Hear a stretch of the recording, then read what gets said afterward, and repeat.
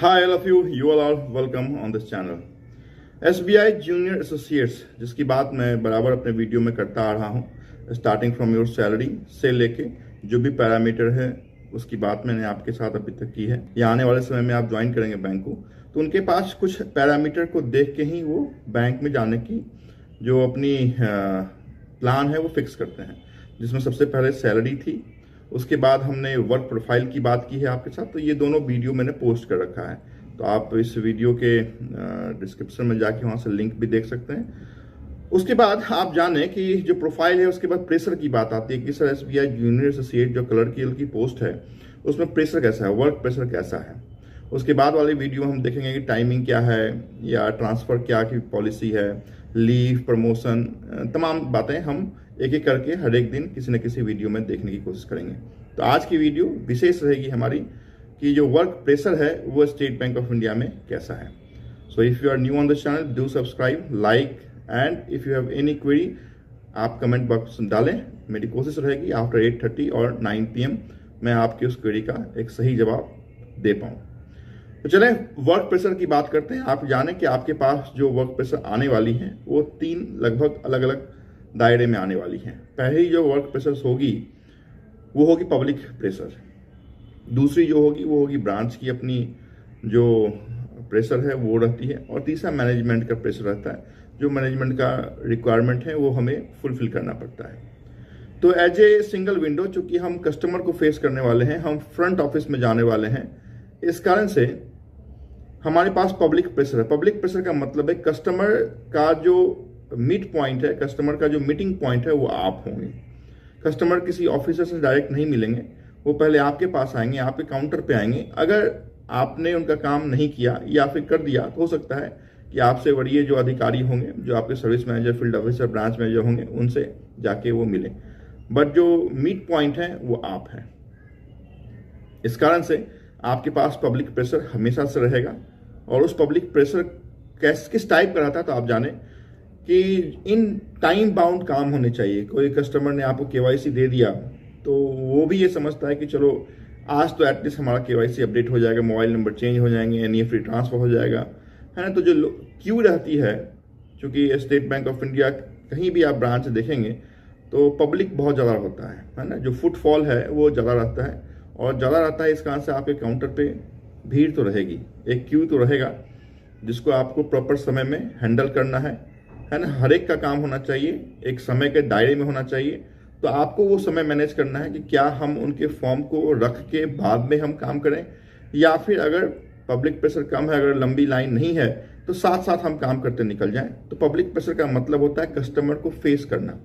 Customer को आप तभी सही ढंग से फेस कर सकते हैं जिस समय आपके पास टेक्निकल नॉलेज हो, आपके पास बैंकिंग की नॉलेज हो, आपके पास एक अच्छी कम्युनिकेशन हो, आपको सपोर्ट करने के लिए आपके कलीग हो, और आपके जो अधिकारी हैं, जो सर्विस मैनेजर हैं, फील्ड ऑफिसर हैं वो हो, और आपके पास एक अच्छी ग्रुप होनी चाहिए जो आपके बैच में ज्वाइन करेंगे, उनकी ग्रुप बना लीजिए, सो दैट कोई भी ऐसी क्वेरी होगी तो आप अपने ग्रुप पे पोस्ट करके उसका सॉल्यूशन फाइंड आउट कर सकते हैं। तो ये अगर सही ढंग से आपने काम किया तो आफ्टर 1 मंथ आप उस वर्क को एंजॉय करेंगे। तो पब्लिक प्रेशर क्योंकि कस्टमर का प्रेशर है उसको आपको झेलना पड़ेगा। एक लंबी लाइन है, एक लंबी कतार है, जिस कतार में आप आज तक खड़े थे वो कतार अभी आपके सामने होने वाली है।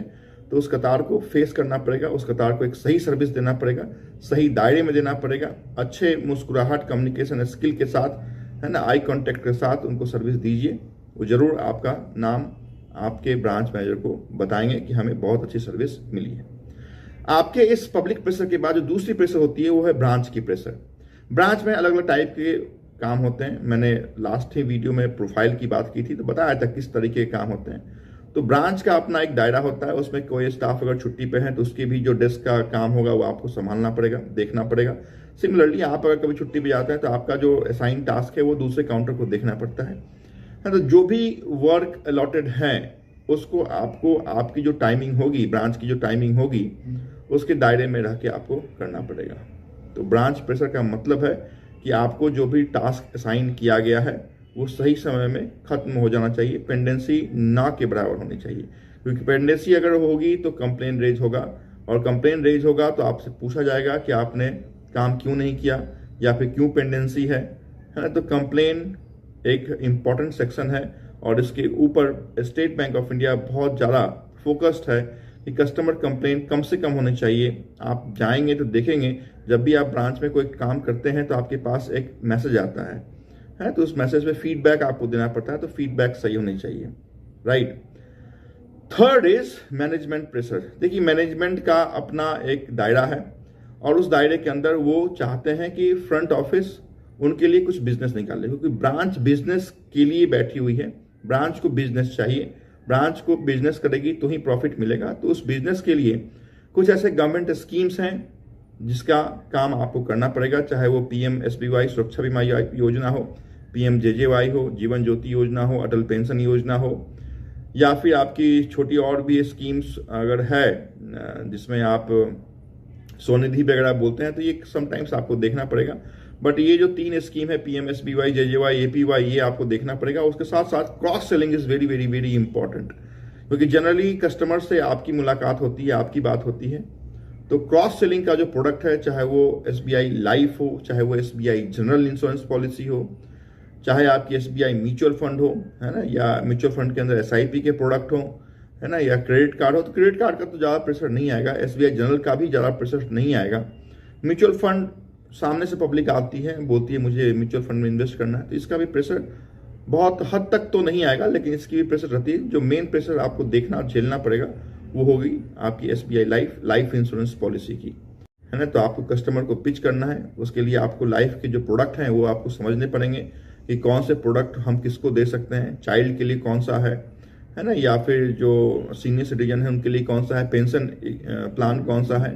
तो ये जो लाइफ के आपके प्रोडक्ट हैं ये आपको देखने पड़ेंगे, कस्टमर को पिच करना पड़ेगा। जब कस्टमर कन्विंस आपसे होता है तो आपको अपने service manager, branch manager customer को मीट करवानी पड़ती है, मिलाना पड़ता है, सो दैट जो आपने लीड जनरेट किया है वो कन्वर्ट हो जाए आपके उस प्लान के अंदर। तो ये है क्रॉस सेलिंग। तो अमूमन आप मान के चलें कि प्रेशर तो आपके पास रहेगा।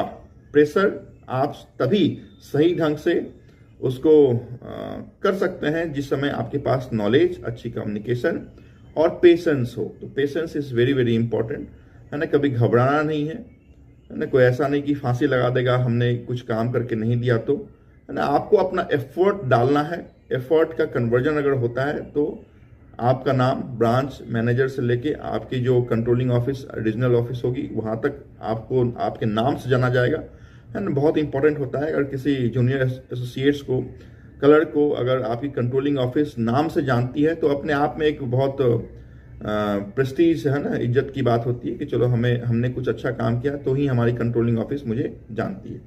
तो ये हमने बताया आपको प्रेशर के बारे में। प्रेशर को आपको झेलना है और इसी प्रेशर से हमें आगे की ओर निकलना है और 2-3 सालों के बाद हमें प्रोबेशनरी ऑफिसर या स्केल 1 JMJS के रूप में अपने आप को परिवर्तित करना है अगर चाहते हैं तो। अदरवाइज आप कलर के ग्रेड में ही इंटरनल प्रमोशन से आप जूनियर एसोसिएट से सीनियर एसोसिएट्स, फिर एसोसिएट्स, फिर चीफ एसोसिएट, ऐसे हायरार्की में आप जा सकते हैं। तो ये वीडियो खास था आपके वर्क प्रेशर से रिलेटेड। नेक्स्ट वीडियो में हम देखेंगे तो किसी और भी पैरामीटर की बात करेंगे। Do like, subscribe, and if any query, do comment. Thank you so much for watching this video.